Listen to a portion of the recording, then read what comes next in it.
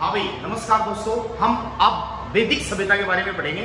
कल हमने जहां तक पढ़ लिया था हम अब उससे आगे बढ़ेंगे। हम जानते हैं कि वैदिक सभ्यता को बसाने वाले लोग आर्य थे और आर्य माने होता है सर्वश्रेष्ठ आदमी। इसलिए इस सभ्यता का एक दूसरा नाम रख दिया आपने, आर्य सभ्यता। आर्य सभ्यता किसको कहा जाता है? वैदिक सभ्यता को ही कहा जाता है। हमारे देश में दो ही सभ्यताएं हैं, एक का नाम सिंधु घाटी सभ्यता है और दूसरे का नाम आर्य सभ्यता है, जिसको वैदिक सभ्यता कहा जाता है।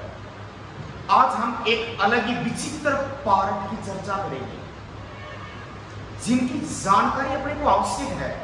सरकार पाठ्यक्रम में इसलिए पढ़ाती है कि बच्चों को इनके बारे में जानकारी होना आवश्यक है। वेदों की संख्या कितनी है? 4। इनके बारे में पढ़ चुके हैं। संस्कार कितने हैं? 16 संस्कार हैं। श्रृंगार कितने हैं? 16 श्रृंगार हैं। पुराण कितने हैं? 18 पुराण हैं। एक बार हम यही तक चर्चा करेंगे।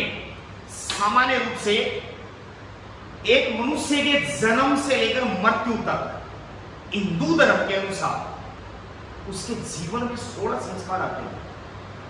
कितने संस्कार आते हैं? 16 संस्कार आते हैं। वास्तव में ये कहा जाता है कि एक मनुष्य है वो जीवन में 3 बार ही नहाता है, 3 बार ही स्नान करता है। एक तो जन्म के समय और एक विवाह के समय और एक आखिरी समय जब मर जाता है। तो हिंदू धर्म की मान्यता में क्या माना गया है कि एक मनुष्य जीवन में 3 बार ही नहाता है, जन्म के समय, विवाह के समय और मृत्यु के समय। पहला संस्कार होता है गर्भाधान संस्कार, यानी गर्भ धारण, और आखिरी संस्कार होता है अंत्येष्टि संस्कार। जब आदमी को फूकने के लिए लेके जाते हैं, हम जलाने के लिए लेके जाते हैं, दाह संस्कार करने के लिए जाते हैं, उसको अंत्येष्टि संस्कार कहते हैं। यानी हिंदू धर्म में यह कहा जाता है एक आदमी के जीवन में कितने संस्कार आते हैं? 16 संस्कार आते हैं। देखिए, बस सबसे पहले एक दो मैन संस्कार उनकी चर्चा करता हूं जिनकी जरूरत है। हम उन्हीं संस्कारों के जरिए जीवन में आगे बढ़ सकते हैं। पहला संस्कार इसमें जो माना गया है वो संस्कार है गर्भधारण संस्कार, गर्भधारण संस्कार। जब मनुष्य का विवाह इसलिए किया जाता है कि उसे वंश चलाना है। विवाह जीवन में इसलिए जरूरी है कि एक आदमी अपना वंश चलाना चाहता है और वंश चलाने के लिए वो पुत्र की प्राप्ति चाहता है। शास्त्रों में कहा गया है कि पुत्र प्राप्ति के लिए जो संस्कार किया जाता उसे पुष्पन संस्कार कहते हैं। कहते हैं कि हवन यज्ञ करने के बाद, ब्राह्मण धर्म क्रियाक्रम संपन्न होने के बाद गर्भ धारण किया जाता है। वो थोड़े समय बाद पुत्र की प्राप्ति के लिए एक हवन किया जाता है और पुत्र ही प्राप्त होता है। यदि शास्त्र के अनुसार आज भी बच्चा पैदा किया करते हैं तो पुत्र की ही प्राप्ति होती है, ऐसा वेद कहता है।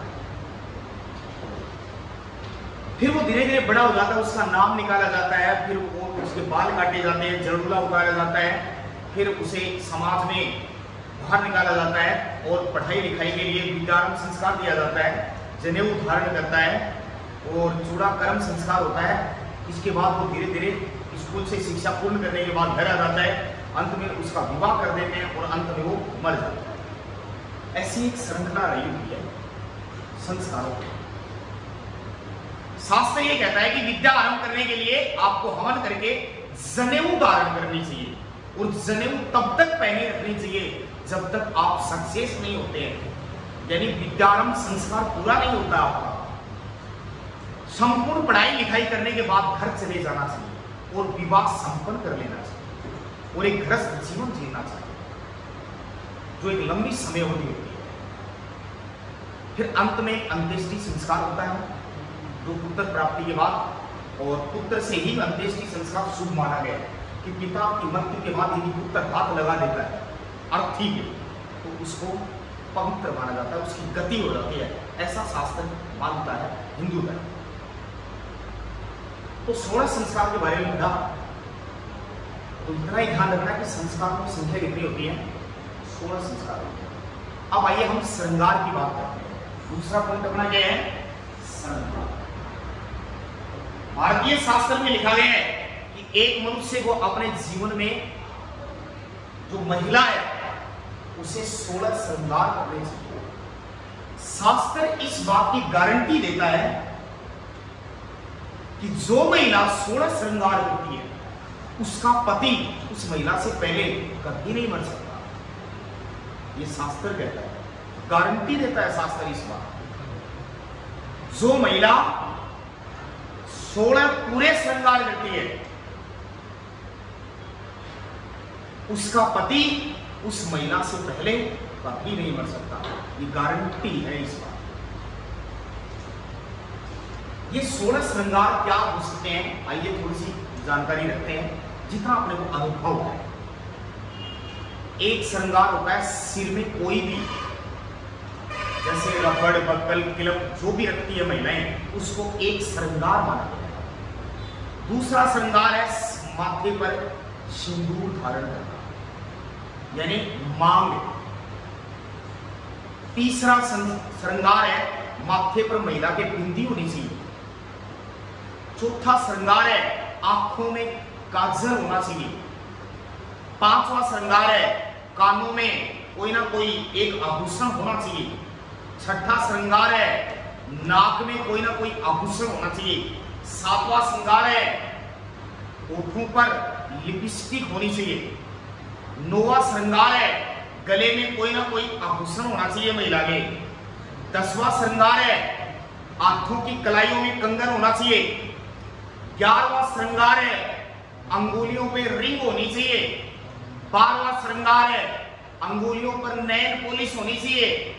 13वां श्रृंगार है कि कमर में कोई ना कोई, चाहे ब्लैक धागा ही हो, काला डोरा ही हो, वो होना चाहिए। 14वां श्रृंगार है पैरों में पायल होनी चाहिए। 15वां श्रृंगार है पैरों में मच्छी या रिंग जैसी टाइप की आती है, एक आभूषण होना चाहिए। और 16वां श्रृंगार है, कुछ लोगों ने कहा कि दांत एक अलग टाइप का होना चाहिए, जैसे बिंजारा लोहार देखो ना, एक दांत सोना को पहने। परंतु 16वां श्रृंगार जो माना गया है वो ये है मेहंदी होनी चाहिए। समझ में आ रही है? ये 16 श्रृंगार है। जो महिलाएं 16 श्रृंगार करती है वो पति से प्रेम करती है, और जो महिलाएं 16 श्रृंगार नहीं करती है वो अपने पति से प्रेम नहीं करती है। वो चाहती है कि ये जल्दी मरे, वो उस पति को ज्यादा समय जिंदा नहीं देखना चाहती है। आजकल की महिलाएं क्या करती है पता है, छोटी सी मांग भर के आऊंगी, संसार में कोई नहीं लिख है, और मजबूरी है वो सासू घरों निकल कुंदे बार में बिंदी लावी उन्हें समझ आ रही, कंगन पहनने आवश्यक है, तो एक छोटो सोया कोई कड़ो लेके आऊंगी कि मतलब कोई ना या नहीं बेरो है कि मेरे ब्याह कर रो है। वास्तविकता क्यों करती है वो ऐसा? क्योंकि वो उस पति को पसंद नहीं करती है। ये शास्त्र कहता है। इस वीडियो के माध्यम से भारत में हिंदू धर्म की सनातन संस्कृति का जो 16 श्रृंगार बताए गए हैं वो श्रृंगार समझ लेंगे। वो महिलाएं पतिव्रता नारी है जो सारे श्रृंगार करती है शादी के बाद। समझ में आ रही है बात? जो महिला अपने पति से ही प्रेम करती है वो 16 श्रृंगार करती है, और जो महिला अपने पति से प्रेम नहीं करती है उस महिला को 20 मीटर दूरी पर देखने से ये पता नहीं चलता है ये शादीशुदा है या कुंवारी लड़की है। और ये भारतीय समाज का दुर्दशा है कि बच्चों को संस्कार नहीं दिए जाते। अरे पढ़ाई से आदमी जो भी लगे ये गारंटी नहीं है, पर एक सर्वश्रेष्ठ इंसान बन जाता है उसे, इसलिए पढ़ाई जीवन में जरूरी है। यही है वो संस्कार, यही है वो सब कुछ शास्त्रार्थ बातें। पर आज की दुनिया में मनगढ़ंत शास्त्र चलते हैं। आदमी जो अपनी मर्जी से कर लेता है वही मान्य होता है। ये मैं नहीं कह रहा हूं, मैं ये शास्त्र के अनुसार बातें कर रहा हूं, वेदों के अनुसार बातें कर रहा हूं। तो ये थे 16 श्रृंगार। जीवन में आपका कभी विवाह हो जाए गलती से, बिहार को छोड़ गए, क्योंकि बिहार से जो लाओगे वो 16 श्रृंगार नहीं करेगी। समझ में आ रही है ना? तो आप उस पत्नी को ये शिक्षा जरूर दे सकते हैं कि सचमुच में तू अगर मुझे प्रेम करती है और तेरी दुनिया में मेरे अलावा कोई नहीं है तो सभी श्रृंगार करके राजमहल में रहना है।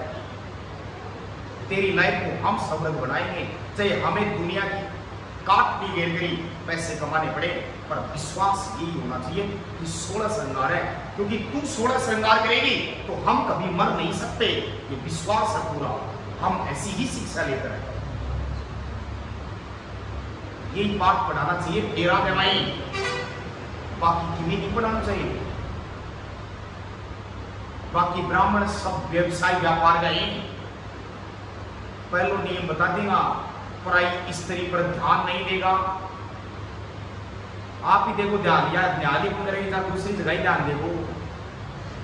वास्तविकता है यार, इन्हें कह बया करेगी तो और करे जाओ आदमी। स्त्री ने समझाओ वो पराई पुरुष पर ध्यान नहीं देना है, तो 16 श्रृंगार बता नहीं है कि 16 श्रृंगार करने पूरे, ताकि श्रृंगार करेगी दूसरों व्यक्ति दृष्टि मुंडल है। यदि भारतीय समाज में महिलाएं हिंदू धर्म की सनातन संस्कृति के अनुसार 16 श्रृंगार पूरा करके रखती हैं, तो दुनिया में कोई व्यक्ति उनकी तरफ नजर उठा के नहीं देख सकता। आज समाज की दशा देखिए, विवाह होने के बाद में भी लोगों को विश्वास नहीं अपनी पत्नी पर, डरे हुए रहते जीवन भर, क्योंकि विश्वास टूट चुका है।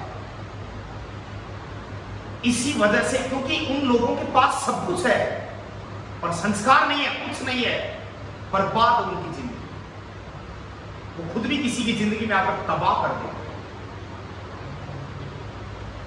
तो जो महिलाएं विवाह के बाद जो विवाह के वस्त्र धारण करती है और विवाह के बाद के सभी श्रृंगार करती है, वो महिला कभी अशुभ महिला नहीं हो सकती। ये वास्तविकता है। उस घर में भगवान विद्यमान है, उस घर में कभी विरोध नहीं हो सकता, कभी लड़ाई झगड़ा कुछ भी नहीं हो सकता। ये भारतीय शास्त्र का दावा है जो आज तक कभी फैल नहीं हुआ है। इसलिए इस वीडियो के माध्यम से, इस पाठ के माध्यम से संस्कारों का ये मैंने छोटा सा सामान्य वीडियो डाला है। ऐसे बहुत सारे वीडियो डालूंगा मैं, जहां पर मुझे कमी समाज की दिखाई देती है। जितने मुझे समझ है, जितना मुझे ज्ञान है, मैं सारे बिंदुओं के बारे में विचार से लिखूंगा और स्पष्ट शब्दों में लिखूंगा, ताकि अगर मेरी वाणी से संसार में एक भी मनुष्य सुधरता है तो मेरे पढ़ाने का मकसद धन्य हो गया। कम से कम उन मनुष्यों को पता तो हो जाए कि ये ऐसा होता है।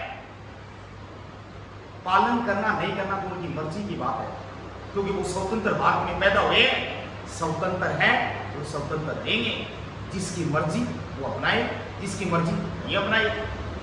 मैंने कारण और परिणाम दोनों डाल दिए। तीसरी चीज आती है अपने पास पुराण। तो देखो, पुराणों में सारी कहानियां बताई गई, यानी पुराणों में क्या बताया गया है, कुछ कहानियां बताई गई, और हम एक एक पुराण की चर्चा करेंगे। तो सभी पुराणों को पढ़ना तो आसान नहीं है, परंतु एक पुराण की कहानी सुनाऊंगा मैं आपको, जिस कहानी के माध्यम से आपको ये ज्ञान हो जाएगा कि पुराणों में क्या लिखा हुआ है। तो इसके लिए थोड़ा सा विराम दो।